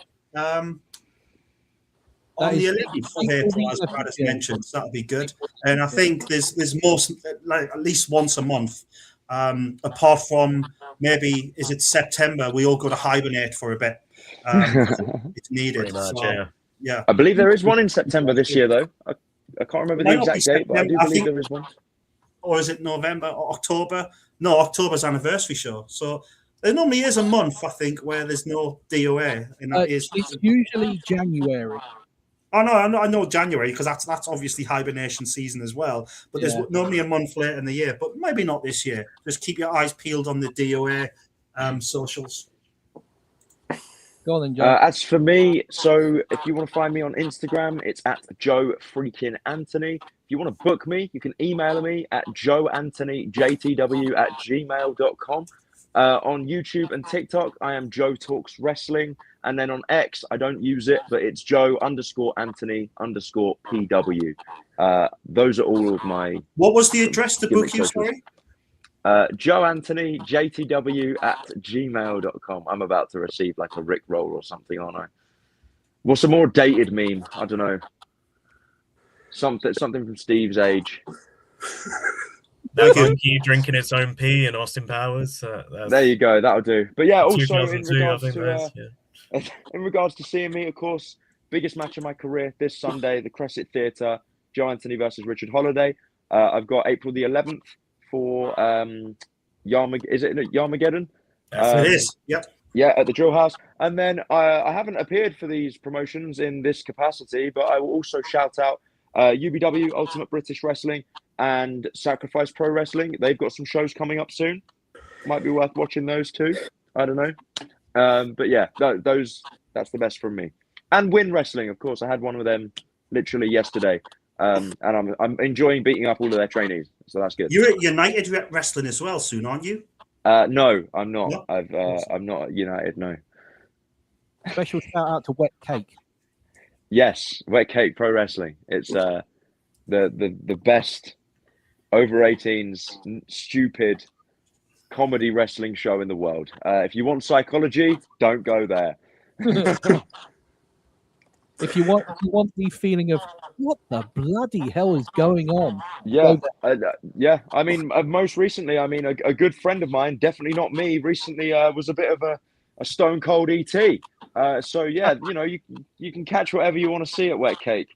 They've had Blue Cane, they've had Kurt Benangle, they've had Ratista, Stone Cold ET, Yee ET. It's just a wild. It's like if you get really, really high on some sort of insane drug and then go to a wrestling show. Like, that is Wet Cake. Download Brad O'Brien on WWE 2K26 as well. Yeah, what are the hashtags? Yes. Hashtag Beefcake, hashtag Brad O'Brien, hashtag Indie Wrestler. There we go. Right, well, thank you for having us, guys. I've had a great 2 hours. But yeah, I need to get to bed because I have got an early morning. Yeah, thanks, guys. Thanks for having us. Want to get to bed and you call me old, really? Honestly, gents, Not even 10 o'clock. Thank you all very, very much. It has been an absolute pleasure. Those of you watching live, please do follow all these guys on social media. Check out DOA. Keep supporting British Indie Wrestling. I just want to say before we do finish up, we're going to head back into the lobby when I do click the finish button. And okay. Yeah, it's something that I forgot to say earlier because I'm a screw loose. So yeah, anyway, so thank you all very much for watching. My name has, as per usual, been Bobby effing Salazar. That's been Tommy Lambert. These guys have been Joe Anthony, Brad O'Brien, Lord Stephen Farrell of the Farrell family. And yeah, should we see you all later? Thank you all very much and goodbye. Thank you. Fuck Matt Striker.